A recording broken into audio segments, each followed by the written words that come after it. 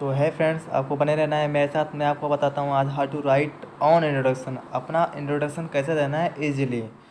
तो पहले हमें स्टार्टिंग में हमें बोलना होगा कि I am going to tell you about myself. जैसे कि मैं यहाँ पर लिख रहा हूँ, आप यहाँ पर देख कर आप लिख सकते हैं।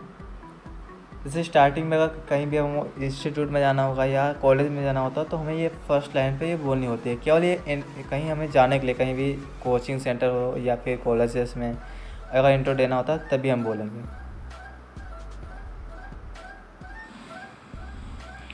आफ्टर कंप्लीटिंग दिस वर्ड तो हमें बोलना होगा कि अपना नाम क्या है। हमें खुद का नेम बताना होगा इसके तुरंत बाद। ठीक है, थोड़ा वेट करेंगे, उसके बाद अपना नाम बताएंगे।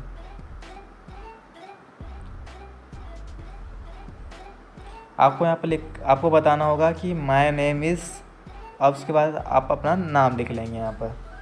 ठीक है, ये सिंपल इंट्रो है। उसके बाद ये बेसिक के लिए है। अगर बेसिक आप अगर जान जाएंगे तो उसके बाद आप धीरे धीरे आपका लेवल भी अप होते चला जाएगा, तो आप एक बढ़िया इंट्रोडक्शन दे सकेंगे। अब उसको आपका नाम बताना है, उसके बाद आप किस क्लास में पढ़ते हैं आपको वो बताना है। ठीक है, I read in class third fourth, आपको जो बोलना है आप कर लिए, आप बोलिए ये। लेकिन ये बिलो 8 क्लास के नीचे वाले के लिए है। आफ्टर 8 क्लास के लिए मैं दूसरी वीडियो लेके आऊँगा।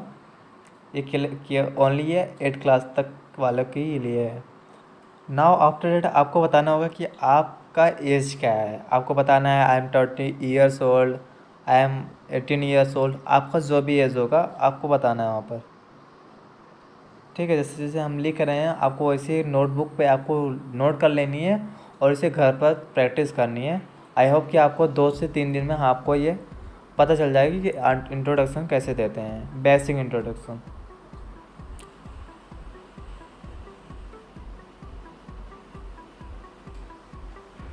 और फिर उसके बाद आपको बताना है कि आप कहाँ से बिलोंग करते हैं, आपका रहते कहाँ है, आपको वो बताना होगा अपने इंट्रो में।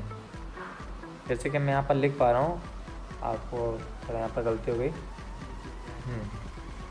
आई बिलोंग टू प्रयागराज। मैं प्रयागराज में रहता हूँ, तो मैं नहीं लिखूँगा यहाँ पर, मैंने एड्रेस कर दिया है। बाकी आपका जो एड्रेस होगा आप यहाँ पर डाल देंगे। इसके बाद आपको बताना है आपके फैमिली के बारे में। ठीक है, आपको डायरेक्टली अपने फैमिली के बारे में नहीं बताना है, आपको बस यहाँ पर लिखना है। आपको बताना है कि there are 4 family members in my family including me, ऐसे करके आपको बताना है। आपके जितने भी मेम्बर्स होंगे आप वहाँ पर डाल दीजिए।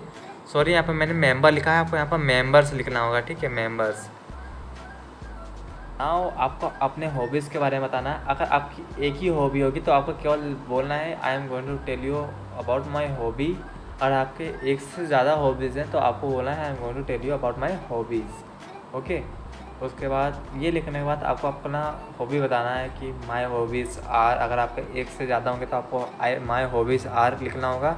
अगर आपके पास एक ही हॉबी है तो आपको लिखना है माई हॉबी इज़। तो मैं यहाँ पर जैसे लिख दे रहा हूँ क्योंकि बेसिकली सबके पास 2 से 3 ये कॉमन ही ऑलमोस्ट होते हैं सबके हॉबीज़। तो मेरी जो हॉबी है मैं यहाँ पर लिख दे रहा हूँ, बाकी आपकी जो हॉबीज़ होंगी आप लिख देना, बता देना आप।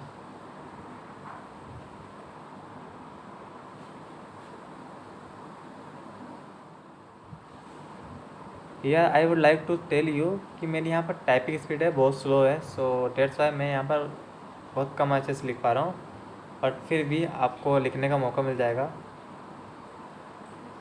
नाउ आपको अपने एम के बारे में बताना होगा। तो आपको डायरेक्टली अपना एम नहीं बताना है कि माई एम इज़ ऐसा वैसा करके। आपको ये बताना है कि ये एम का जो वर्ड्स होते हैं ना, ये लास्टली में आपको बोलना होता है। तो आपको बोलना है finally I am going to tell you about my aim. तो ये थोड़ा सा यूनिक लगेगा जब आप कहीं पर भी अपना इंट्रो देंगे तब। तो आपको ऐसे करके बोलना है। उसके बाद आपके तुरंत जस्ट नीचे आपको अपना एम बताना है कि आपका एम क्या है। माई टू बिकम, या आप इस तरह से भी कर सकते हैं कि I want to become a engineer, software engineer, आप कुछ भी कर सकते हैं। यहाँ पर मैंने ये लिख रहा हूँ क्योंकि ये कुछ यूनिक लगेंगे, बिकॉज सब स्टूडेंट्स यही बोलते हैं कि my aim is, my goal is ये। लेकिन आप यहाँ पर ये भी, अगर आप ये कहें कि finally I am going to tell you about my aim, तो सामने वाले को लगेगा कि आप अपने एम ही के बारे में बता रहे हैं। तो that's why you can say कि I want to become a doctor, आप ऐसे लिख सकते हैं यहाँ पर। अब आपको एंडिंग में आपको बोलना होगा कि that's all about my intro. तो आपका इंट्रोडक्शन यहाँ पर ख़त्म होता है। फिर आपको एक एंडिंग लाइन फिर से बोलनी होगी आपको कि thanks for listening to me. अगर आपसे कोई सीनियर लोग अगर आगे बैठे हुए हैं तो आपको बोलना है thank you for listening to me.